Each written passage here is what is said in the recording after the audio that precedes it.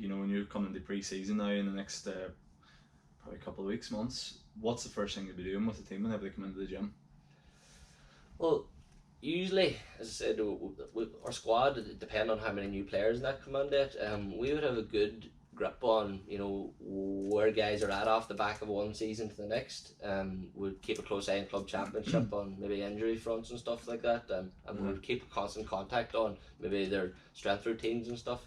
So when they come in, again, we usually just go straight in and get a couple of lifting sessions or a couple of strength sessions on them. You can kind of gauge where they're at from there. Maybe sometimes we go down the more formal route for some of the newer players and get a bit of testing done with them. Yes. You might do some functional movement screening, you might do some strength lift, you might get some profiles on their speed and power type stuff. Again, it's just to rank them in the squad compared to everybody else, really. Yeah. Again, I don't think that's any different from even most club teams nowadays, or starting the season off with a bit of testing or a bit of profiling, in the sense that, right, we need to find out what we're not good at to get better at. Yeah. You know. You see, whenever you're doing that screening, what's the kind of key things you're looking for? You know, is there anything that you see in players that maybe haven't done gym work that you think that's something that needs to be improved, or is there anything that you look at that's something that needs to be there before they can play, if that makes sense? Yeah. Well, I suppose the first big red flag for us, and more on the medical side, would be previous injuries. Mm-hmm. Once you recognise the previous injuries, you can relate that screening process more to it. So if a guy's coming in and he has chronic hamstring issues, you know, you look at his movement patterns, you look at where he's lacking movement or mobility. Most athletes in general target the same areas for mobility, so it's usually their ankle and around their hip complex, and then their thoracic spine or their upper back. Again, we've been a while different. You would look what kind of range of movement they have in those areas. Once you're happy enough with the range, or if you have to have an intervention, you do so. But you go after, then are they stable in the other joints? Yeah. You know, as well as being mobile in the hips, have they the strength and stability in the hips? They control their knees during an overhead squat pattern. You know, can they keep their heels down? Do they have that stability of their foot? Are they able to get in a nice overhead position without leaning back, falling forward? Very, very basic stuff like that. Again, if you get a flag there, or a red flag, and you see something in particular, you can have an intervention or a test to go further that route. Yes. So if it is a hamstring, for example, you might want to look at, you know, their activation kind of process. You know, is it coming from, I know it's a bit cliche, but is the hip strength through hip extension? Can they extend through the glutes via the hamstring? You know, all these kind of stuff that's a wee bit more specific, maybe, with the player itself. Yeah, and then I suppose, like, whenever you get into it, that's how you really probably individualise the program. Then, is it? You know, if a player has that hamstring issue or an ankle issue, that's how you really make the program individual. Then probably. That's it. And again, as a coach, you know, just knowing or having that information on hand, how you coach that athlete might be different. You know, so again, the coaching cues you give them might apply more to where they're weak at. You know, if it is. If there's squat pattern, you might want to spend a bit more time coaching that, you know. Even how you coach it, whether do you fire external cues at them, do you get hands on in terms of getting them into the position, do you regress the squat movement compared to everybody else? I mean, that's really down to, I suppose, the coach. How we work in Donegal, you have regional coaches, like, so every coach has to be able to do that, you know. It's not just me, that's everybody. Yeah. How hard is that to do in a group session? You know, like when you have some of the lads that have been here for a couple of years and their movement's probably great, and you have lads that maybe have just come in and it's not where it needs to be. You know, how do you do a group session but keep the intensity in it, but also cater to them kind of different needs? Like, sometimes that kind of happens fairly naturally, as the senior players or the guys with a higher training age will kind of be grouped. They kind of stay together a bit. So again, that requires less coaching. Those guys can nearly coach their ways through it a wee bit, and say the guys with a low training age, like 0, maybe 1 year, you can spend a bit more time with them, and again, group them accordingly. So say, for example, even on our gym floor, it might look like bay 1, 2, 3 and 4 has 4 different groups working out of it, but they all might have some different reason for being in that bay, you know. We small things like that there. Obviously, educating the player to know what he needs extra of. Any inter-county player now that gives up so much that they do is well versed and understands that if they need to improve something, they usually do it. You know, you don't have to stand over them and I suppose that's one thing that you're blessed with as a coach, that you have really driven athletes coming in day in, day out, and as long as they think they're going to get an enhancement of performance out of it, or they're going to be less likely to get injured, they'll go do it. Yeah, you're bought into it then. That makes it a lot easier for you, like, doesn't it? Yeah.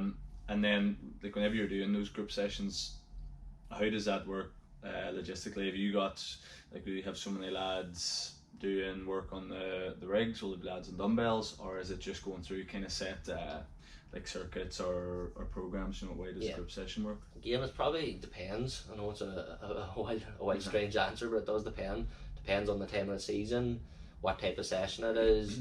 You know, is it pre-pitch, is it after the pitch? One of the things we're not lucky with, in the sense that we have to try and cram a lot of work into the given week.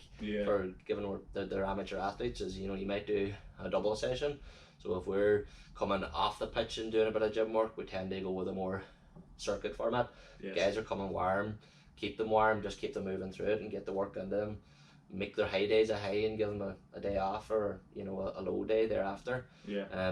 Other days it might be a bit more focused, where you pair up a strength exercise with more of a prehab or an individual type exercise, so the guys can focus, go on and, you know, get their big primary lift or big compound lift in, and they can step out and take a bit of a breather, you know, for maybe 2 or 3 minutes before they go back in.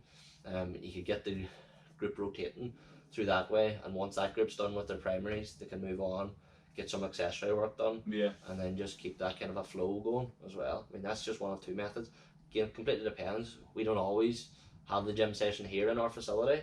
It might be in a gym that we're just in it for the day, so it could come down heavily to what's there, what logistics, how many guys is training that day, you know. And if I was to take Donegal GAA to your gym, it would be a very different session to what I would do here normally, you know. But again, wouldn't be that different in terms of what you're targeting to do. It's just how you get that effect. Yeah, I know what you mean. And then with that, I know it sounds like a very kind of basic question, but what's the end goal with the team? Like, as an S&C coach, what is your job there? Like, you know, is it just as simple as just get them stronger, or what is the goal? I suppose all S&C coaches is their roles twofold. You want to improve their performance, number one, by getting strong. Obviously getting strong, then how do you apply that, or how do you transfer that strength to your more power and speed and your agility type components? And then the other one is try to reduce the risk of injury. I mean, I think that's all S&C coach's job. Keep them on the pitch. Big time. I think it's a bit of an analogy, but your best ability is availability. And I think that stands, you know, and for me anyway, when you have such big name players, you can't afford to injure these guys by doing something off the cuff, or, you know, in the gym, or you can't be missing nights of training because of something you've done in the gym. So you know, you have to play that line, you know, what's the risk of this versus the reward. For a lot of the time, if anybody came in and watched our session, they're thinking, God, they're doing very basic stuff, but it's the basics done well over time. The basics done well. I think it was one of the coaches would follow Brett Bartholomew. He used to be involved with Exos, came out with, like, just do the basics savagely well. And I would just be really hammer home that point a lot of the time. And I think that's something that players are maybe confused by, like, whenever they see, you know, even when you, like, whenever I put up videos on Instagram, if they already see your sessions, they're probably thinking, like, I really do squats and trapper deadlifts and lunges. You know, I think sometimes people think that it has to be something crazy and there has to be this crazy method that no one's heard about, but it's as simple as do the basics, do them well, and do them consistently. Definitely. I mean, if you want to put it on a spectrum, like, 90% of your stuff should be stuff that is evidence-based, has been around for a while. If you want to play around with some stuff, you know, stuff that maybe as an S&C coach you're just learning more about, give them that 10%. But the bulk of your program, and for me anyway, should be based around, you know, the fundamentals of getting strong, and that is your push, pull, hinge, squat. Do some of that on a single leg. Do some of your core stuff. Do some of your carries. I mean, how that difference from team to team is basically on your exercise selection, how you and when you do it, stuff like that there. But I think, as far as I'm aware, everybody's doing the same thing.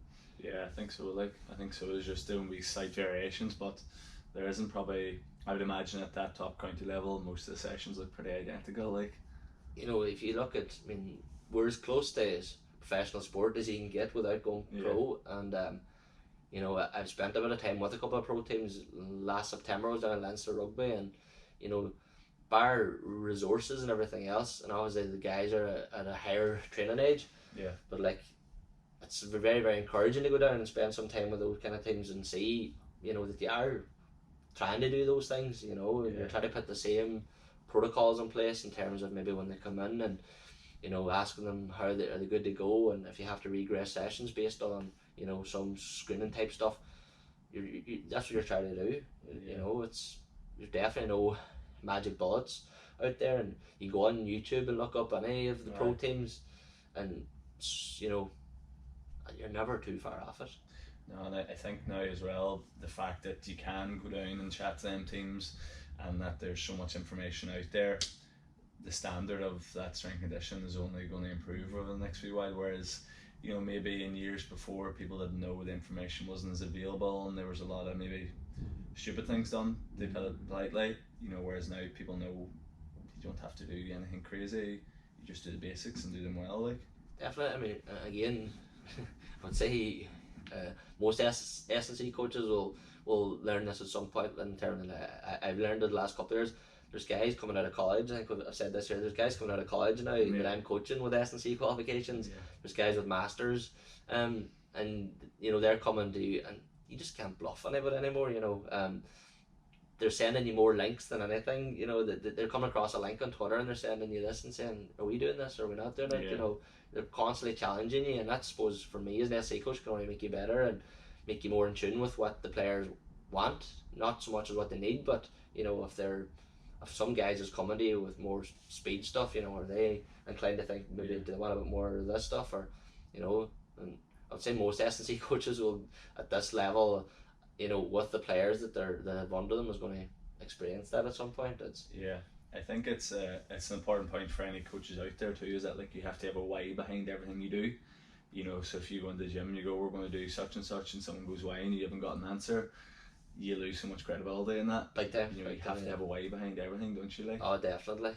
Otherwise, as I said, there's no, they wouldn't think twice. They would just call you straight out on it, like, and rightfully so. Yeah, definitely. Rightfully so. What would a kind of basic, I don't want you to give away your program, but you know, in terms of structure of a session, is it kind of like a power block, strength, power block? You know, what sort of way would a session be structured? I suppose again it'll depend on what time of season it is. Say pre-season, for example. Pre-season, yeah. So pre-season we tend to spend a lot of time on our strength.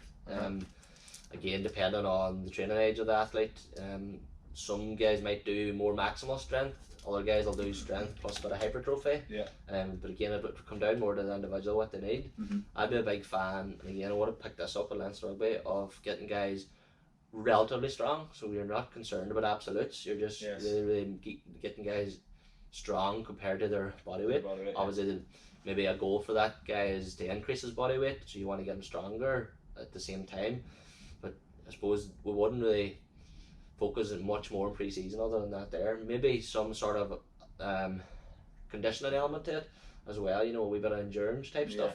Again, that would be just to build, I suppose, the engine for when you're ready to go back to the pitch, that your heart and lungs have been there. You know, I would be a big fan of tempo type stuff, a la Joe Jameson's kind of a work, you know.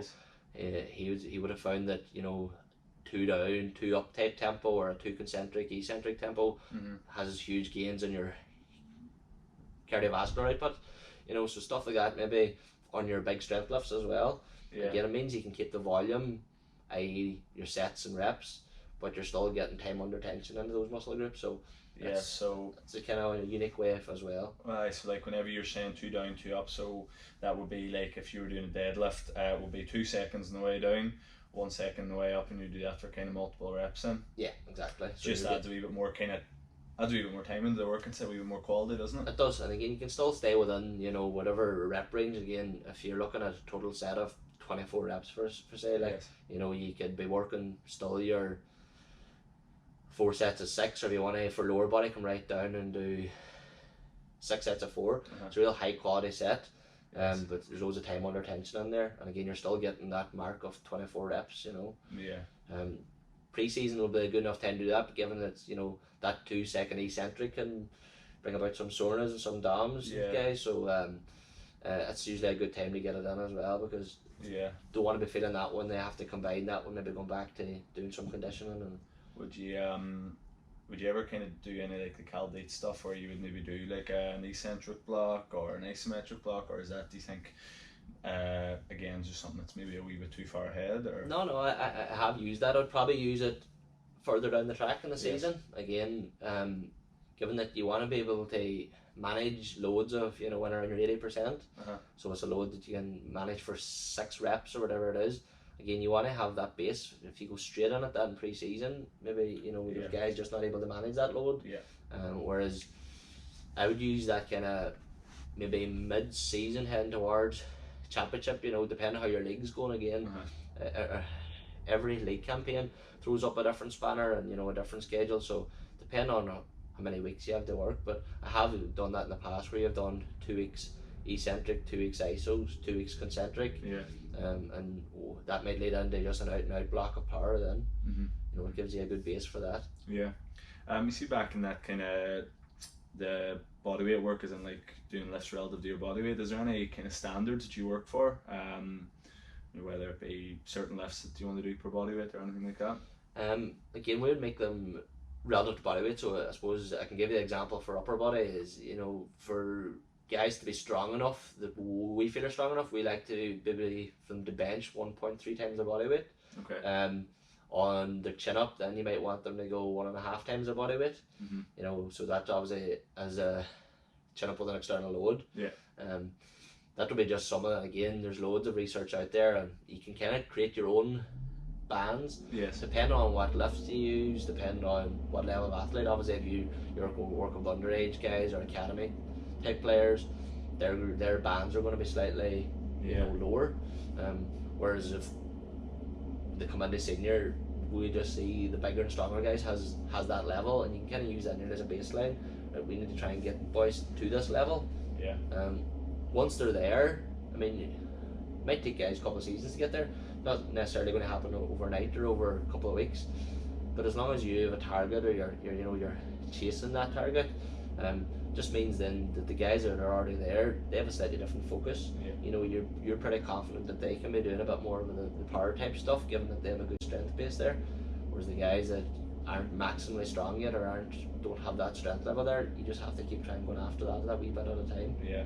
I think that's a good way of kind of thinking about it too, because like I was chatting about in a few of the podcasts where you do wonder like how important is strength work, and, you know, where do you draw the line with it. But I think having that idea of, you know, the certain measurements in relation to your body weight's a good way of thinking that's strong enough, you know, whereas you don't have to turn into a powerlifting specialist, but you just have to get that certain level. Like, I mean, it's the question, how strong is strong enough? That's you it. know, and again, everybody's different. I mean, there's some players in here that, you know, might never hit 1.3 times weight on their bench, you know. Again, you have to weigh that up, like we talked about earlier. There's a risk here of us really chasing this upper body strength score for a Gaelic football player. You know, you just have to use a bit of common sense on that as well. I think it's good to have standards as well, like, isn't it? You know, something to aim for, but I suppose that's where the coaching comes in, where you need to know the player too, isn't it? And the style of player there. I mean, again, if it's a player that is inherently really explosive, you know, and you're looking for this max effort, you know, this guy, if you hooked him up to, you know, push band or a tendo, you'll see that he can move his 80% load faster than anybody else, but he just can't do it for the many reps. You know, you have to weigh up there, right, what they want more from this guy, you know.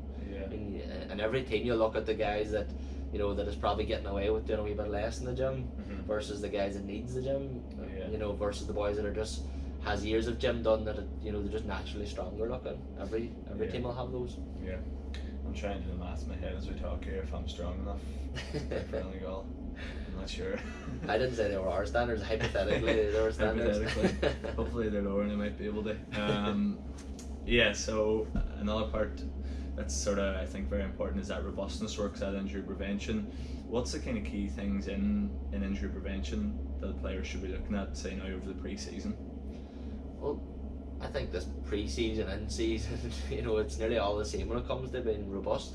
I suppose the whole idea of robustness has been conditioned to train at the level you want to train at. So again, there's evidence out there to show in our sport. I mean, I think I don't know. This is like the guy you might be want to chat to on your podcast, Mark Rowe. Is putting out some great information there. But he would have been down here and did a talk with us last year, and we talked about, you know, the most common injuries in GAA. And you know, that should be the basis. I mean, that's evidence based. These injuries are common, so those are the place that the sites that you want to target to avoid those injuries. So what was the common areas? Hamstrings is number one, and then you go into the groin, and then you go into your quads, and then you go down to the calves and ankles. So again, it's all tend to be lower limb. You have some upper body stuff as well, but they're not as common. So again, I think that's across most field kind of team sports. Hamstrings is number one. I mean, you see it in the AFL, you see it even now, and you know, NFL and stuff. You're seeing more and more of it. So again, that would be one of the big places we would target. And again, there's loads of ways going about it. You know, your eccentric type strengthening would be a big one for us on that. I know Nordics is kind of a bit of a buzz at the minute, and there's arguments, is it the B and A end of all? It's probably not, but it definitely helps. You know, it's a big part. I was reading actually yesterday one of Louis Simmons' books, and they were chatting about the Nordic, and he was saying that it's really not that effective unless you can control that last section of it, which is where most people will fail to control it.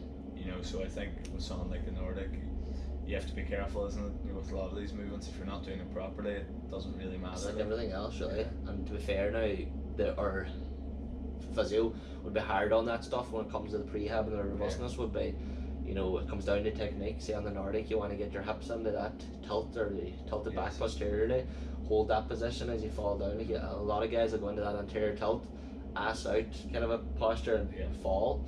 So hamstrings would be one.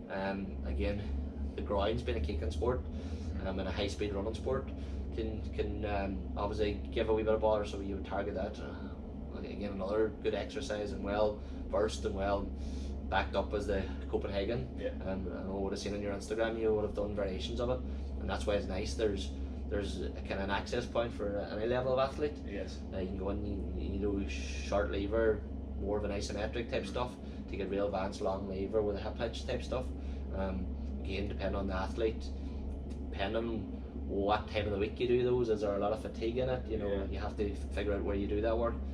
And then for the calves, I suppose the big take home is the calves is when I really got common the last couple of years. I know when I first started Donegal, we weren't as concerned as it seems to be, and again, it's all across the board now on Instagram. It's you know, all the guys that puts out information on prehab type stuff, they're going after, and I suppose what they're highlighting is you want to be getting after it with two ways, straight leg and a bent knee, just to target the, you know, the soleus and the gastrocnemius. So that'll be the two big ones, but again, I don't think that's anything different to anybody else is doing. Club players, I would have a club come in here Monday night. At pre-season, you would have really hit that stuff again, because you know you're going to be asking them to do a lot of conditioning stuff through those muscle groups. You know, through the calves, where you're doing maybe the longer, slower running, you're going to need that bit of strength, and maybe more so the wee bit of conditioning through it. Likewise in the hamstrings, the one thing I suppose I touched on there was the Nordics, but like being able to sprint maximally, or that and its own is a bit of hamstring conditioning. You know, that sprint max velocity. Like, I mean, if you have to be able to get there a couple of times a week, probably, as I think somebody used the word as a vaccine to not pull on that hamstring. And again, it's not that it's going to definitely, there's still a risk and a chance of doing it. So many factors there, but it's definitely going to give you a chance of reducing the risk anyway. I think so. Like, I think just a good example of it, I think for players, is that, like, you know, if you're going out to do a game and it's where you're sprinting, you're going, you know, plus 7-8k, but in your trainings you never sprint, you never really go that hard, you haven't conditioned your body to that, so your chance of injury is so much higher. Whereas at least in your training, if you are doing lots of sprints, or at least high quality sprints, and you're doing a decent level of covering a decent level of ground, you do minimise that risk, like, don't you, big time? Oh, definitely. I watched a small clip last week of Leicester City, who basically they were chatting about how they apply their GPS and what information they're getting off it, and it was one of the things that they touched on was the max velocity. And they went about, they would do 2 efforts at the end of training on a certain day in the week. So basically on a soccer pitch it would be from the side of the 18-yard box, they run right through to the far side. Yes.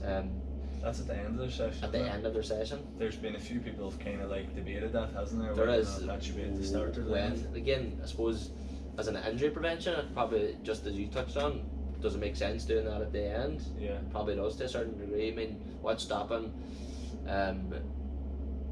Gaelic midfielder 65, 66, 77 minutes into a game, having to sprint?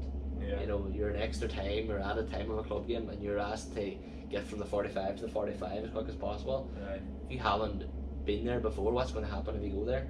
That's the thing. I think it's fine that line between sometimes you maybe feel like you have to protect players, but sometimes that could be the worst thing to do as a coach, isn't it? Like, it's find that line between how do you give them everything they need but not protect them to the point that they're like, when they go to those levels they're going to break down, like. Yeah, I think Mladen Janovic uses the word, do you want to be anti-fragile? Yeah. Is the word, like, and I suppose it makes sense.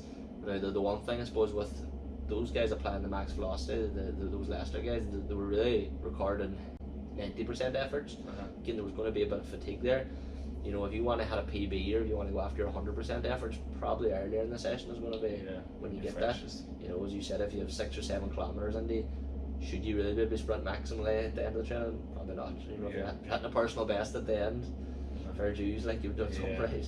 Yeah. Just quickly, what's do you do a wee bit of work with the minors and the 21s, don't you, or you have a bit of a hand in that there? In previous years I would have had a wee bit more. What would be the kind of, if there's someone younger listening, we're maybe chatting about a bit more advanced stuff for senior players, like if you're a minor player, what's the things that you should be working on or aiming towards as a Gaelic player, like? Again, just doing something is a good enough start. I know with most teams, I know even on the road, and there they have like fairly decent academy setups and stuff that's guiding players through that long-term athlete development pathway. Yes. I think the big thing is a wee bit of structure. There was times last year we would have a group of minors in here on a Monday night, and the seniors, or they were overlapping into the seniors, and I would like to think, they were looking in, and other than maybe slightly heavier weights and stuff, they weren't doing anything that different. They were still, as I said, pushing, pulling, squatting, hinging. Exercise selection again might be slightly more advanced given the athletes in front of them, but apart from that, no, I would really master the basics. Be progressive. Again, don't go mad looking at absolute values. Don't go after this. If you're a 65 kilo athlete and you see one of your senior players benching 100 kilos, that's an absolute to maybe a guy that's weighing 90 kilos. Don't get too bogged down in that. Like, look after yourself, number one. And if you're making small improvements, week to week, month by month, season to season, they just add up. That would be my big advice to them anyway. I think that's it. Like, it's just those. I've said it about 10 times now, but it's the basics. You do the basics long enough, and you do them well, and you take a long-term approach, you will get good results from it. Like.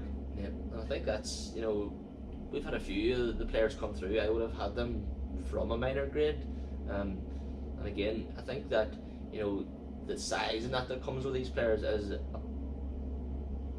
a bit of a byproduct of their strength. It's not a case that we're trying to get them bigger. It just happens. They get a nearly chat in terms of bodybuilding. They get a thickness in their muscle that you can't really train acutely. You can't go after it. You can get, I suppose, that hypertrophy effect of that pump and that the higher rep ranges, but is that making them stronger? Is it making them better athletes? Questionable. Whereas I think it's hard to know, like, and it's the first thing that people will probably hit a player for if they have a bad game, is that they're too big or this is happening, but then when they play well, it'll be the first thing they say. So I think you just have to, yourself if it's affecting you negatively or positively, but I think as a player, if you take that long-term approach, working the basics, it'll always pay off. Like. Yeah, I suppose the big thing we really have to hit is me and you could chat probably all day regarding S&C, but and on a spectrum, it's not the be and end of all. It's still a pretty small part of being a high level athlete. Right. It's maybe one of those wee percentages, like. It is. That's what it is. Like, it's still coming down to how hungry is the player, how driven are they? Do they really want to do the gym work? Is the gym work a chore to them? Have they that intrinsic motivation to say, if I want to be a better player, can I push myself that wee bit harder in the gym? Yeah. And that as a coach, you see that in players. Not every player has that. You see it in some. Yeah. Again, that's what I suppose really, really needs to be heading into something.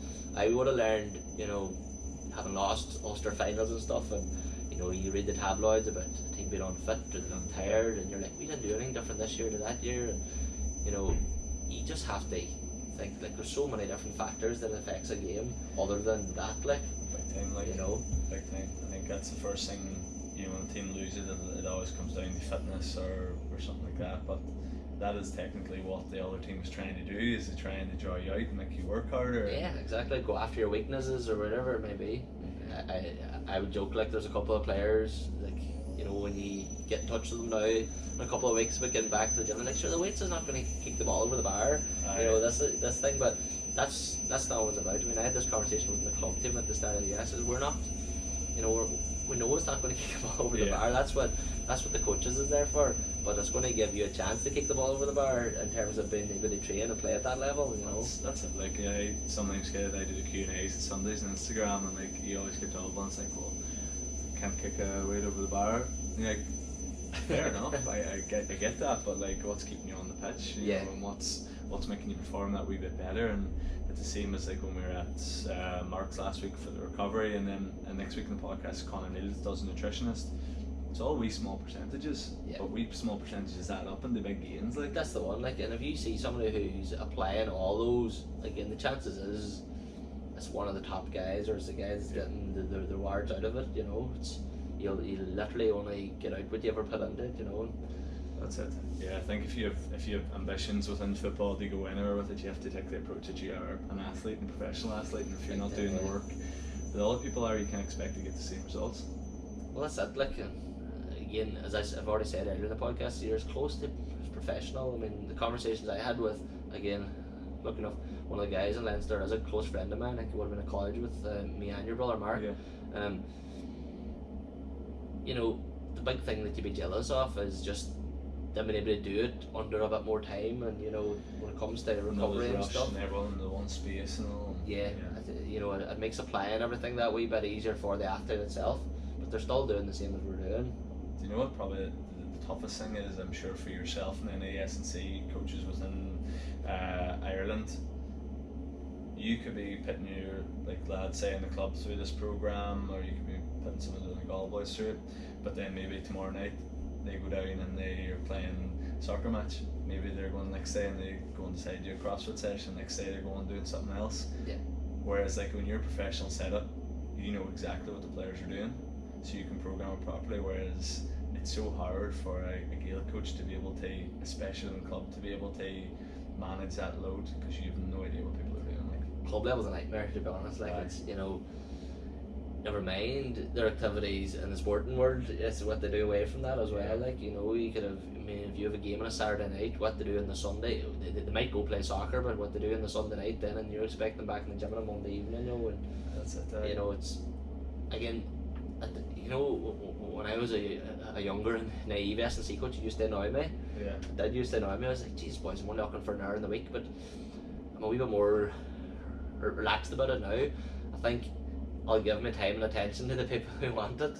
Yes. To a certain degree, where you're not going to try and brainwash anybody who's there because the club's there that night or whatever it is. It's, you just, same way as you would take the headlines in the paper, you just take it on the chin now and keep trying to do your best for the athletes who appreciate and know that you're doing your best. I think that's enough, in the sense that if they know that you're in it for the right reasons and all you want out of it is to help them as an athlete, I think you'll get that back from them then. Whereas if it's the guys that's not really arsed about it, don't you be arsed about them and see how it goes for them. It's a good way of looking at it. How much of your time spent in the gym versus on the pitch? Do you do much pitch work with the lads? Again, depending on what time of the season it is, you would be playing active role. Kind of conditioning work then. Yeah. So you basically have a warm up, normally have a speed block, and then if and when you do any conditioning, you work closely obviously with the coaches on that end. You know, is the conditioning done with a football? Is it done without a football? If you're not needed kind of mainly in the pitch there with the coaches, you might be helping out the physios with some guys working on the side of the pitch doing some running or conditioning on their pathway to return to play, I suppose. Yeah, and what would the kind of conditioning look like for the team? You know, is there any, like, would you just do a lot of tempo work, or is there any particular style of work you just do? You know, what would the structure of the conditioning look like? So I'd say pre-season. Again, pre-season, I would say we're quite similar. Again, I could even speak here in a sense that club and county. We would use a lot of MAS type stuff. You know, it involves getting some sort of baseline figure on where the guy's natural aerobic speed is. Yeah. And then you'd base the conditioning off that. Earlier in the season, you'd work more of a slower. You know, you wouldn't be going super maximal as they call it. So you're working around the 110% MAS for maybe longer intervals, 20-30 second bouts. Maybe with some active recovery, and then as you progress toward more game-based stuff, you'll be starting to put in super maximal bouts for shorter duration with passive recoveries. You know, just to get that HSR, that high intensity running up and under them. There's like a lot of coaches will be either kind of like tempo running or that mass run we're chatting about. How come you went for that mass running over something like tempo, for example? I think there's a time and place for both. I think we have run some tempos before. Again, both club and county. Depending on the level of athlete and how long you have to work with them and stuff. I just find the MAS stuff is more accountable. In terms of, you know, if you're tested and your score is 4.5 meters per second, and I give you a target, I give you a line to get to every time. You know, you're working them at a certain percentage. Tempos, you know, if you go down that typical route, right, we're going to run 100 meters in 18 to 20 seconds. Some guys will run that in 16, and other guys will run in 20. You know, how do you know there who's getting what so percentage? Keep everyone on the kind of their own structure line, basically, if that makes sense. It just means that, you know, the guys are really needed. You're going to be pushing them that wee bit harder. You know, if you have 3 groups, say, and you're running 20-second intervals, and you have a guy running at 110, a group at 105, and a group at 102, you know what I mean? Those guys, you know, you might challenge the guys at the end over the last 2 reps, right? You're getting there. Can you get into the next group? Straight away, you've overloaded them to a certain degree, and whether you get a response out of that or not, I suppose, is the one depending on your training schedule. But I think it just keeps boys more accountable in the sense that, listen, I know where you're at, and for you to get better, you need to hit this line continuously. Versus tempo, where some guys can literally go through the most. I think tempo is very good for the other side of stuff in terms of ingraining good running mechanics and stuff like that there. You might use that more of an active recovery type night, you know. Again, you're not maybe chasing as much volume, and you can do a 3x8 100 type thing, whereas usually with the MAS you're chasing higher volume. I suppose that it probably maybe depends a bit on the team that you have and the level of players you have too, to an extent, like, doesn't it? But there's probably pros and cons to both methods. Like, I'm sure there's people that agree with that, people that won't agree with it, but it's applying it to your team's the big thing, like whatever method you choose, isn't it? It is, and again, I suppose you have to have methods of backing that up. So we'll go back to, you know, earlier when we chat about doing maybe some sort of testing, like as part of that maybe fitness testing. So if you can show your coaches, you know, it doesn't matter what you do between your pre and post test, if you can show them an improvement, you know, you have the wee bit of, I suppose, confidence and encouragement coming off their back that this guy's increased his yo-yo by, you know, 3 runs or 4 runs or whatever it is, or, you know.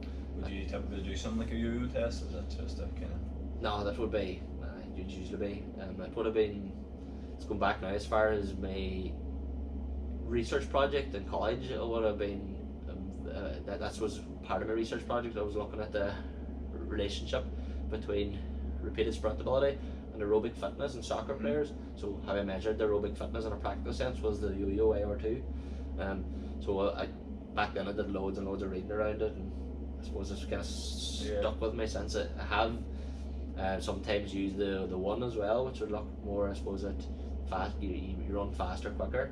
Yes. You get, so it's more of a lactate or an anaerobic type test. I don't think it gives you a true reflection of your aerobic capacity, but that would be my go-to. Again, it has all the qualities of, I suppose, a team field sport as well, in the sense that it's changing speeds, changing direction, active recovery. It has all those built into the test without having to focus on it. You'll see guys that are slow coming off the line. You'll see guys slow turning on the line. That's all for a coach. That's all information to say, right, I don't think it's his first two steps in that. I think it's when he has to slow down and re-accelerate he's struggling. All that's information. I think that's pretty interesting. Like, the conditioning side of it, I think that's where a lot of people do get a wee bit confused in how to do it. But conditioning is fairly straightforward. Would you use, like, would your sessions each week be based on like load and distances? Like, would you progress it as simple as that? Like, just say for example, week 1 we're doing 3,000 meters, week 2 3,500, or is it as simple as that? It probably is. Within that, there might be a wee bit more information when you refer back to GPS and stuff. Yeah. But no, it would be as simple as again, it wouldn't be really week to week. You'd be looking 5-6 weeks ahead, and what you're working back from that. That'll be probably more what you would do. Like, so you're thinking, how are we going to get to? Now we're not just chatting conditioning here. You're chatting as a full session and a full week of training. You're looking at, say, hypothetically again, 40 kilometers this week. What percentage of that is conditioning? How do we get there? Are we going to do more game-based approach to get those 2 or 3k per night into them, and just do one running block? Or are we going to do 2 running blocks plus 1 bout of games? Just, it all really depends on, we're 3 years down the line now with this management, so again, I'm assuming it's going to be something maybe new or something fresh again. Very rarely have I gone season to season and done the exact same thing. Yeah, and would you just have like, when you're doing drills, is there certain drills that we can get 1k out of this drill, we can get 500 meters out of this drill? Is there certain different types of drills that will give you a certain distance? There is. I suppose the only reason we know that is obviously we have access, or on the night we are training we're wearing GPS. Yes. Not every club team is going to have access to it. Obviously it benefits when you're going back and work on the club, that by giving them that drill, they're going to get that on average. But again, we would heavily depend on the GPS and that. We would look at distance, the meters per minute as well of that. Is it reflective of the game scenario? Is it overloading them? Is it 90% of your middle eight? There's loads of ways of looking at that, and then you look at the breakdown of, and again, this is not just us, this is most sports, I would presume. This is how they, in the GPS, what if we're targeting 2k, what percentage of that 2k is it sprint meters, what 2k is it high intensity running, what percentage is jogging, so it gives a bit of a profile again of the guys that are working harder. If you were to do a nice graph on, we're going to all run 2k here, who can sprint the most through it, you would see a nice graph of guys at the top, and it would just go like that, and you would just see guys really get slower and slower. So all that information, as I said, we're lucky to get that. Not everybody can get it, but that would heavily influence what we do every other night. Or as you said, you might know what you're going to get out of a drill.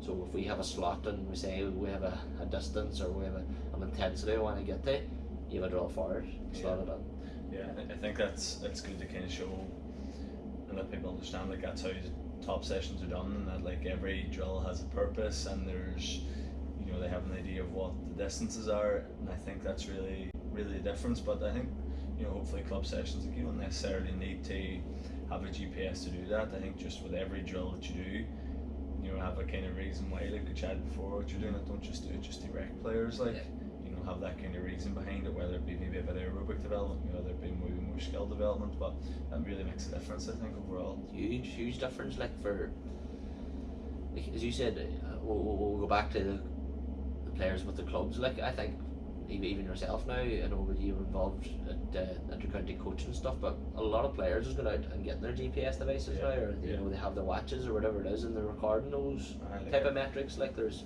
I wish that Player Tech had given me a commission code, because the boys have messaged me about where to get GPSs. I think there's maybe in our team there's maybe 4 or 5 of us have them. Like and again, I'm sure every other team's the same. Maybe more. And again, that goes back to, I suppose I was saying about you can't bluff anybody now in the gym. Like if you're doing conditioning with the guys in the pitch, and they're in their head thinking this is not applying to my position, or it's not applying to my sport, or whatever it may be, already you're losing them a bit. Like, you know, they have to be able to, you know, maybe even you as you're coaching them through it, use the lingo, like, you know, get off the man's shoulder, or support the ball, or, you know, for every run they do, how's it applying to their game, you know. And what's if you're an individual now in pre-season and you're not part of a county setup, and your club maybe isn't doing much work, you know, until it's getting really into the season, what can you do conditioning wise to get you in best shape? You know, how would you go about it? I think probably some of your longer type runs is fairly good starting point.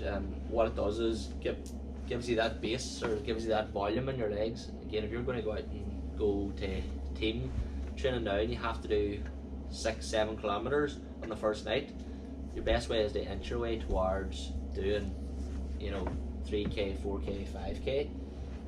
How do you go about doing that? Do you have to go and run it continuous? You can do that kind of interval focused, or you know you're 20 seconds, 80%, then back off for 40, you know, on a jog, and then just have that wee bit of repeat. But again, I would definitely probably start with more of a volume focus, build on your intensity as you get closer to the pitch. Go to what we talked about in terms of maybe some of your more speed type work to condition the hamstrings for faster running. Get your gym work done, all your injury prevention stuff to get your groins, hamstrings, quads ready for what's coming. And that's basically what your pre-season should be about now. If you have any injuries or anything you need sorted out, now is a good time to get that locked in. Don't be waiting or hanging around. Yeah, get it sorted now. So basically, kind of, obviously your gym works alongside this here, but in terms of condition, you'd start off maybe somewhere from like 3 to 5k, and you could hit that either, if you wanted, you could hit intervals, you could hit time based, or you could hit it if you wanted just the full 3 to 5k. And then, you know, as you're getting closer and closer to the season, you would probably be reducing that overall volume and maybe increasing intensity, so maybe going more towards something like intervals, or into your you could do like tempo running yourself, or if you're really advanced you can maybe do mass running or something yourself. Exactly. I mean there's loads and loads of, I suppose, practical examples out there, you know, even probably on your own page and stuff. There's a couple of great articles on that MES stuff by Dan Baker. He'd be the kind of go-to guy. I think I can send you on a link, but he basically has a 6-week plan done up over 3 days for, again, I think it was written for maybe rugby league guys, but you get, it would still be challenging enough for a pre-season for gives you a great foundation too, like. Again, he would tailor his days to like a volume day, an intensity day, and a day is mixed. You know, so you could focus again on volume for the first couple of weeks, go a wee bit of intensity, and then as you're coming closer to, you know, your football, you'd have to mix your volume and intensity now, because that's what it is. We're nearly at the hour here now, so I don't want to keep you back any further, but the one thing I want to get into, which I'm sure most people will be interested in listening about, is speed development. One thing people always chat about is just getting faster and increasing their speed, but there is a difference, isn't there, between acceleration, agility, and that max velocity work. Can you describe that to people, like, you know, what is the difference between those, like say acceleration and max velocity? Because it's terms that I've thrown about a lot now. Acceleration is basically getting, you know, from your starting position to the maybe 20-30 meter mark as fast as possible. So that's your acceleration over that distance. Again, depending on the athlete and how big, you know, without getting too scientific with stride length and everything else, but it tends to be, for a player to be able to accelerate, is to get from, whether it be a standing start or a rolling start, or, you know, on their back or off the ground, getting from A to point B, which is 20 or 30 meters away, as fast as possible. What that looks like is more of a horizontal force, as we'll call it. Yes. So it's, you're leaning forward and you're pushing down and back into the ground. You know, contacts in the ground tend to be long and powerful, which might look slow, but think of your bounding type activities. Yeah. Really good for acceleration. Whereas your max velocity is basically when you're at top speed. So at the end of that acceleration phase, you'll be fast. You'll be getting fast. So between, say, we'll say 0 to 30 is your acceleration. From 30 to maybe 50, there's a period there where you're trying to run as fast as you can. Yeah, at your top speed. You tend to be more upright in that position. You tend to be touching the ground less contacts. You're still pushing down and back on the ground, but you're nice cycle action through the legs. And then inevitably after that, you start to slow down anyway. You can only hold max velocity for so long. I think I watched a documentary on Usain Bolt. It was really interesting, and the profiled everybody's acceleration, max velocity, and the only difference was he was able to hold his max velocity longer. It wasn't that everybody else was getting slower. He just maintained speed longer. So when everybody else, he gets up to a certain point and everybody backs off, he's still running faster, and then he slows down too. Yes. But at that stage, the damage is done. So that's probably a nice way of looking at it. I like using an analogy. I think I got it off maybe Exos, but when you're sprinting, you should be like a jet coming off the runway. So you start low, put the power on, and then as you start to take flight, you come more upright, and that's how you would finish a max velocity effort. Yeah. With your speed, again, there's no real magic other than repetition. To be fast, you need to run fast. Whether you go down the more advanced route and you add in some resisted type stuff to help you get a feel for the mechanics and the angles you need to be in, or whether you go down that overspeed route. There's loads of methods out there, but your primary method of sprinting or getting faster, when we talk about speed, is sprinting. Yeah. And again, probably the thing that's least done as well with people, like, is actually sprinting, which is quite interesting. What would is it just as simple as doing like a 0 to 20 meter sprint? Is it as simple as that, or is there? Sometimes, again, depending on the level of the coach's eye, you might want to work on their mechanics. Again, it would be maybe a secondary method to improving guys, is just making sure, again, you can go back to your functional screening, have that nice flexion extension through their ankles, through their hips. If not, you could regress and start with wall drills. I think is a great starting point. You get them to do some maybe holds, get them to do some maybe isometrics, and then get them to do some maybe switches. Again, I'm throwing names of drills out here, but if you want to look them up, load and lifts type drills, to find that, again, all that really is get you in a position where you feel you're being explosive. Like, I would use that load and lift drill quite frequently, because I think it gives the guys the feeling of that hip extension on your standing leg, and that knee drive, that punch as they call it. And then you add on a switch to that, and they know where their feet's meant to cycle underneath the hips, that you're not punching out in front, or you're going on the brakes a bit. It's just, I would find that, and again, you would do that in your warm-ups, you would do that just before you would go into your speed work, basically. Yeah, that's how you probably make your warm-up useful, is by integrating that stuff into it, your wall drills, and what was that last one you said, the load and lift? Load and lift. Yeah. So that's two ones. Do a wee bit of research, do a bit of YouTube and them, like, there'll be tons of stuff on that there, but that's all I was going to chat about, was sprint mechanics. There's something sprint mechanics can be a wee bit done, because once you go down that rabbit hole, there's so much there, but it is really just keep it simple. Wall drills, that load and lift one you're chatting about, focus on a few small things and don't try and overcomplicate it for yourself. No, again, as they get more and more advanced, I find like the higher level athletes would react more to reactions. So if you're just going on the whistle all the time, it can get a wee bit monotonous for guys. So add in, chase race type environment, or some sort of reaction where you have a guy standing maybe side on, or a guy on his knees, or there's loads of those drills out there. I think by just adding that there, the nature of anybody that's playing sport tends to be very competitive. They don't want to come second or anything. So by just adding in a stimulus like that there, I suppose that would take you to the next line of speed that you were talking about. Your change of direction or your agility. I mean, change of direction is closely related to speed in terms of a lot of it's to do with your movement and your positioning, and how you lean and where you get your angles right. Whereas your agility is more how quick can you get into those positions, reading a stimulus.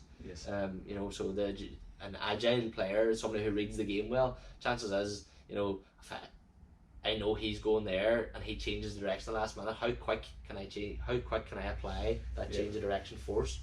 Again, change of direction tends to be more related to your acceleration, because you're on the brakes. You might be at a dead stop, or you might be moving slower because you've decelerated, and then it's that re-acceleration. And again, the angles from acceleration apply directly to change of direction.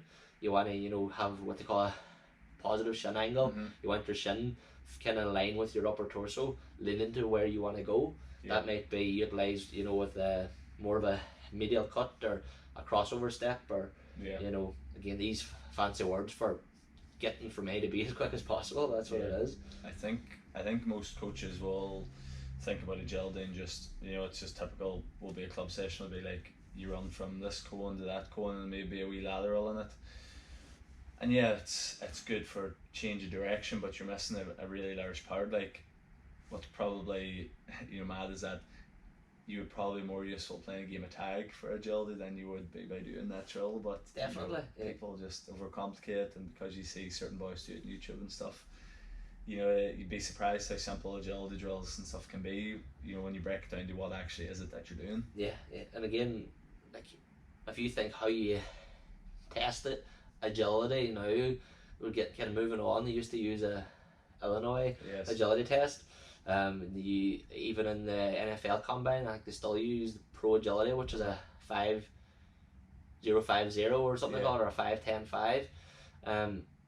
All those drills are change of direction drills. You're going to turn there off your left. You're going to turn off your right. You have to sprint through there.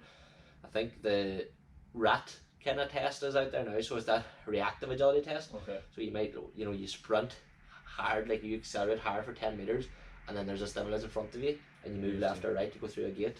I know since Nick Winkelman came into the air review, he's going along, he would have been big with the speed guys in the NFL, exhaust kind of terminology, and seemingly that's the route they've gone now as well in terms of testing that, and it's basically just reaction. It's a reaction that you're testing, and I think you can get creative with that too. Like, as a coach, it's not that difficult. Like, it could be as simple as a couple of lads run down and like you shouting left and they have to go right or something. It's getting people thinking. And as a coach, if there's any listening, you be creative with it. Like, and that can add a bit more fun and excitement to training sessions too. And again, it gets competitive. Make it a race. You know what I mean? Run them in twos. As a coach, can you try and get some guy to do it wrong so you can have a laugh at him, you know what I mean, and everybody have a laugh at him. That when you're talking about, get everybody in a nice straight line facing you, have a cone, a red cone and a white cone. Just call red, and then they have to go back through the white, you know what I mean? So again, you can look at a couple of things, the reaction element, there's a change of direction, and then a race. The next time you can say, well, when I say red, I mean white. And then you get them to face the opposite way, and straight away they're, right, where am I going now? And there's always going to be the one that steps out in the wrong colour. And it's, that there's, I remember doing that as a schoolboy myself. It hasn't really changed. That's still, I think the key is not to overuse it and sicken guys, with it. Use it when it's necessary. Like, I think to sum up that whole speed thing, I think the acceleration work, you can definitely improve a lot of that with the gym work. That first bit of starting strength, people call it. That first, because it's long contacts. Think about, realistically, even plyometrics now they've shown isn't really going to improve your max velocity, because the contact times on the ground are so rapid and short. There's nothing you can replicate. Maybe over speed type plyos in terms of assisted type jump, but there's nothing really to replicate that. So where you get your bang for buck and speed is that acceleration, being able to apply force, and then how fast can you apply it then? Big time. It's implying that force, and then I've been reading a lot about Ryan Flaherty. Does a lot of work with NFL prospects, and he's doing a lot of concentric only work because he's looking just to improve their strength to body weight ratio. Now this is just obviously for sprinting, so there's other factors playing there, but I think that's an important thing too, is you do that strength work, but if your focus is on acceleration and speed, if you're putting on a ton of weight with the strength work, that might not help it either. No, that can happen. I know it's a bit old school in saying it'll slow you down. It'll only slow you down if you're not transferring that strength to speed. Again, how do you do that? As you said, you want to work on your wall drills. How strong is strong enough? Once you've hit that that target of being able to squat 2 times your body weight or whatever target you're using, do you have to chase any more maximal strength after that? Can you just keep on top of that? Keep topping up with your sprints. Yeah, and again, there's probably enough evidence out there to say that there's guys. I think your man Kerr Wyndham Flat kind of preaches about it. He is like real high level sprinters that don't really do that much lifting. Yeah. You know what I mean? There's a bit of genetics when it comes into speed stuff too. You have to remember for that. Like, as I think with that max velocity as well, it's very much genetic based. Like you probably struggle to improve someone's that max high velocity. Yeah. Because that is just so genetic based.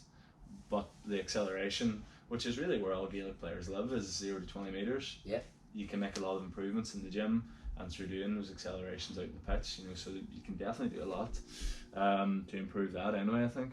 Oh, I'd agree. And again, bread and butter stuff for, again, now this time of year for clubs playing championship, or what it is, that should be probably every night you should be doing some sort of acceleration work. You have to remember what it is too. It's conditioning for the game, in the sense that if you can get in 3 sets of 5 high quality accelerations that night of training, you're going to get them in the games anyway. You're getting a wee bit of overload, so you're getting a bit of conditioning effect through the calf, the hamstring, the hip extension muscle groups, just in terms of getting you ready for a game too. And it's not going to really fatigue you, because it's very low volume. I mean, although I've said accelerations from 0 to 30, I mean, you could work on your first 4 steps and still be acceleration focused. It doesn't have to be 30 meters every time. You could do 10s, 20s, 30s, whatever, even over 5.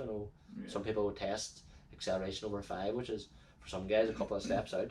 Yeah, I think that's good to kind of give people an idea of that there. But the last kind of thing I wanted to go over was returning to play and rehabbing. It's on that like when you start to do this here, break your heart when boys will get an injury and not do anything for a week and then go back in and play a game and wonder why they get injured again. Just kind of briefly maybe describe like the process of returning a player to injury, and why you can't just go from 0 to 100 from getting injured, not doing anything, to playing again. I suppose that's not completely out of my realm, but again, you work closely with the physio, would be the main guy in this process. Again, it would go back to the start of most medical teams will have baseline scores and numbers on these guys from early in the season. So previous injuries is usually the biggest factor for an injury. So it's number one is how many times have they injured that. So when a player comes, and we'll just use the hamstring for an example. If they're returned to play, is it their 3rd, is it their 4th, is it their 5th? So his return to play might be different versus somebody who's had an acute hamstring first time. Basically there'll be, again, it's all evidence based in the sense that there'll be timeline put in place, there'll be assessments within that timeline. If you speed up what can happen, and you get slightly ahead of that timeline, they can speed up your return to play, but there'll be markers there in place that you have to get to 90% of your baseline score that you had the start of the year, and if you're not there, you're not ready. The risk is too high. And again, sometimes you have to be aggressive with that. If there's important games coming up, you have to put it to the player, you have to put it to the manager. Is the manager happy? Is the player happy? If they aren't happy and you try and push it, is it worth that hassle? Probably not. But again, it'll come down to markers, evidence-based markers. Again, not every club player will have access to that. In the sense that every night you have a physio being able to do, check your strength via a handheld dynamometer, or go out in the GPS and say, listen, we need you to tick off some speed work here. We need to get you to, somebody who runs in 9 meters per second, and they're only running at 6, and they're saying they're ready to go back in. You're saying, no, you need to get to close to that. You have to, it's probably not ideal for club players, but you can't rush that. Like as you said, if you're only going to get frustrated, you need to know when you're right. There's this word, and I've already come across it on previous physios, but if you have any awareness of an injury, chances is you're not ready to play. Yeah. So if you're thinking about it, or if you, it's not too bad, like, yeah, but you're thinking about it, Yeah, you know, the chances of doing that again is already very high. So you need guys going out, and I mean going hell for leather at their end phase return to play, whether that be sprinting, whether it be some isometric testing. You just need to cut loose, and once you see that, you know, you're pretty confident that they'll have a successful return to play then. Yeah, I think that's important. That's one of the things that I wanted to kind of chat about, because you see it all the time, like at club level boys will get injured and just won't do anything and then step back into training, but that's like, rest is sometimes not the worst thing you can do, but you need a combination of rest but also rebuilding yourself back up. So, you know, if you do that hamstring, it's instead of sitting about doing a hunt for a week, maybe out do a wee bit of walking, then a wee bit of light jogging, and then do some more of them kind of higher intensity intervals, doing your RDLs, and then getting the sprints, and then going back into your training. But I think people will sometimes just miss that whole process out.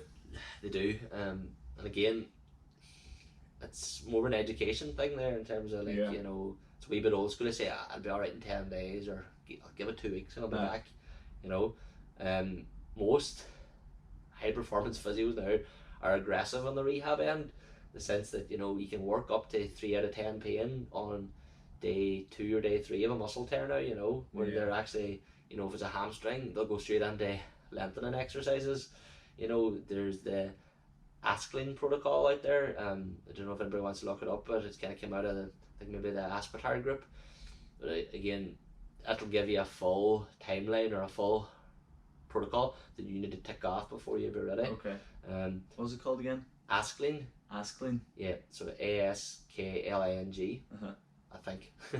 But it kind of goes through a lengthening phase. It goes through kind of an isometric phase. Goes through a strengthening phase. And again, it's just early rehab or intervention for, like, obviously that's for hamstring in particular. But if you're somebody who thinks after tearing it, you know, you go back to work on the Monday and I'll see what it's like on Tuesday, and you go out and try run and you can't run, you go back into the car and go home, like, you know, you're probably not doing yourself any favours at all. Definitely not. Again, like that whole thing, you're trying to play at the top level and you view yourself as an athlete, and professional athletes do not do that, like, no. You know, so you need to take a more professional approach to it, even if you're not at the county setup. You're doing a wee bit of work at Derry City now then at the minute, you're a strength and conditioning coach for them. Yeah, so we started on there in January, so start of the season basically. New management team came in, again it came about actually through contacts more than anything. Paddy McCourt is involved in there, worked with Jim McGuinness at Celtic, so there was a small kind of circle there that I think Paddy had reached out to Jim, and Jim had given me a bit of a reference, and they kind of came out, and the time now I was a wee bit unsure what was going to work, given my commitments to Donegal and having my own gym here and everything else, but luckily now it's worked out really well. It's great being involved in a different sport as well, like. It is, and you know, it's obviously you research into and all. And they're a pro sport too, which is a big thing, and it's an eye opener for me, in the sense that, you know, these guys come in at 8:30 in the morning and they go through their movement prep. Like, this is all part of, I suppose, their job.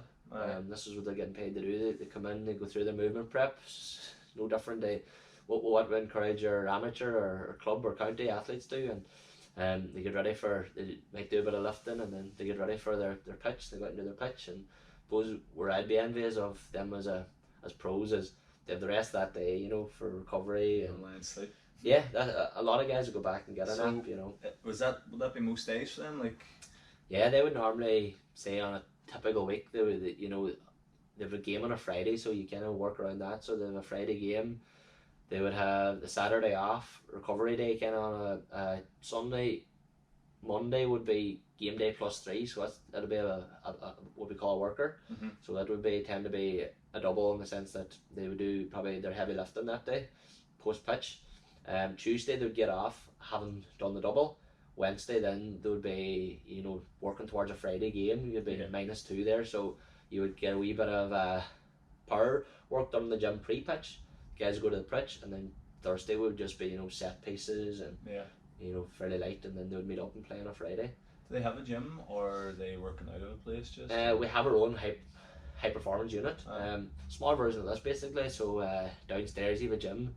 Upstairs the lads have a bit of a chill out area, TV on the wall, table tennis. The management have a bit of an analysis suite, and the manager's an office up there. So is this all in the new kind of Brandywell stadium? No, it's actually down in close to Bridge End side. Right. Yeah, down one of the business parks down there. So that was they have that wee bit of a commute from the morning over, but I mean that's as close as they're going to get in terms of a lot of pro teams is envious of it. Yeah. Being able to have your own gym and your own performance unit like that is. I never realised that they kind of had that setup. It must be nice being able to work on that too, like, you know, having everything there for you. It is, and it just helps that, I think, creates that culture and that environment. I know, like off air, we spoke a wee bit about my own club team. Like, I think a big part of doing collective gym sessions, the exercises and everything else nearly irrelevant. It's the buzz you get from it. It's that culture that you create, that getting the tunes pumping, everyone's working. And aye, that's the thing. Even if boys are having a chat about, you know, what they did at the weekends or whatever it is, or a missed tackle or a wide ball or a wee bit of, you know, taking a hand at one another, I think it's only good for everybody. And then, you know, maybe at the end of those sessions you get a wee bit of a buzz on by doing maybe a high intensity finish or something. And, yeah. You know, doing a bit of arm curls. Yeah, and there's what's great about being in a dairy is they kind of have that every day. They come in and you know they're together every day, whereas maybe in intercounty football it's every other day, or even when it comes to the gym work it's more regionalised and stuff. So you know there's some boys you'd only see definitely every other day at training. Yeah. You know, whereas I think if you're together more often you get that more. Hence why, you know, people go away and bonding sessions and training camps and everything else. It adds to that culture, doesn't it? Yeah, it's a difference in professionals, like, isn't it? Is there much of a difference between the S&C work between soccer and Gaelic, or does it cross over a lot? A lot of crossover, to be honest, and it goes back to that what we were chatting about all along, doing the basics really well. These guys still need a lot of the same strength qualities. They still need to be strong, single leg. They have a lot of the common injury sites, so they need to try and prehab those. A lot of the same high speed running type activities in it. The big thing is probably the structure of when you do that is easier. You know, you work closely with the coaching staff in there, in the sense that we know Monday's a strength day, so he'll have certain things to do in the pitch that'll make it more of a strength focused pitch session, i.e. they might do more 6v6 small set of games, you know, to load up the quads and hamstrings and stuff, and then when we come into the gym then we can really hammer the same muscle groups. Whereas, you know, in GAA, sometimes you have to be more reactive than proactive. You know, some gym sessions, you know, scheduled maybe for midweek, but things, you know, on the Tuesday night you ran over time, or, you know, the pitch was heavy and stuff, and you're coming in and try to target maybe some power, and you're like, it's not going to happen today. You know, whereas with professional sport, that's nearly a constant. You know, it's a certain that these boys are going to come in a state that you have control of. Yeah, or like, I suppose with the county as well, some lads might have had a match the night before, some lads might have been playing Sigerson or something. You know, there's so many things you have to account for, whereas some boys are coming in after a day's work off a site and they're soaked through to the bone, like, and they're coming in, you know, the energy mightn't be there at all. Again, you, as a coach, you need to know, right, maybe we don't chase that bit of power today, we'll just do a wee bit of volume and just try and get a bit of feel good going here again, like. It is, I've chatted about in the past couple of podcasts, it's mad that Gaelic now is not, like, players are the only ones that aren't getting payment out of it. I know there's expenses and there's different perks and all, but it is crazy, like. It's a huge commitment, absolutely huge commitment. But the one thing I would say is, like, in the 6 years I've been involved, I don't think I ever once heard a complaint. No, that's the thing, I think it's literally, they're so driven, and so, I mean, it's a very unique thing, like, isn't it? It is. It's very, very patriotic, like, in the sense that, and I think that was something to try and instill this year in Derry, you know, and through Declan Devine, I think he's done a decent job at it, where he's encouraged people to be proud to play for Derry City, you know, that it's a city like no other in terms of the soccer in Ireland. I mean, given the troubles in the past and everything that has come through it, you've been so far north, you know, essentially been in Northern Ireland and not playing in the Northern Irish League. Stuff like that there, where it gives the club a bit of a, I suppose, a wee bit of a symbol, if that makes sense. You know, he's tried to do that this year. some players is definitely, you know, hook, line and sinker just has gone with them on that, you know. I think one of the first things they did was did a tour of Derry, you know, with those players. They went down to the bog side, and then, you know, they talked about culture within the city and how you're representing those people. Yeah. And like, I had that conversation with some of the players, and that's what you get with GAA every time you go out. So they're doing it for loved ones, they're doing it for families, they're doing it for, you know, that's all they do it for. I know, it's absolutely amazing, like. It's crazy, like, especially whenever other people come over and they don't understand that. Like, it's a very unique thing, and you know, maybe like if they'd go professional, maybe that would leave, or maybe it would ruin. I don't know if it would, but it's going to be an interesting debate over the next couple of years. Like, I think it's going to only become more common, that kind of question. Like, I think so. Luckily, I'm not going to get involved in that.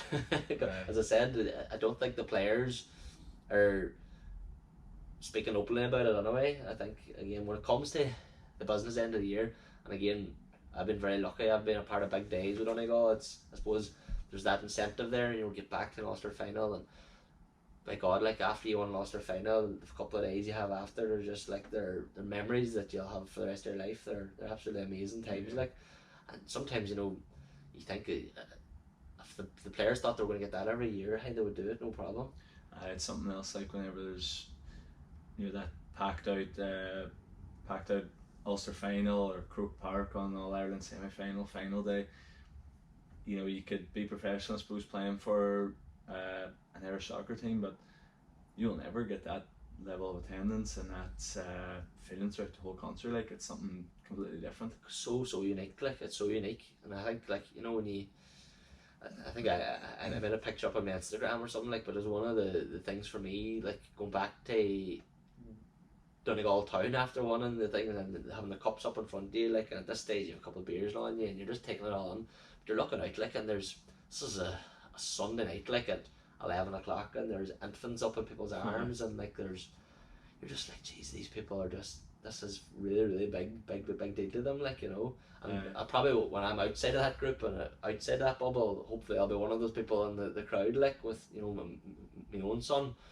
But it's when you see that level of commitment from the supporters and stuff, I suppose for the players too, and it's often be said in the circle, you know, that, you know, you have to remember the reason you pull on the jersey, it's for the people. Yeah.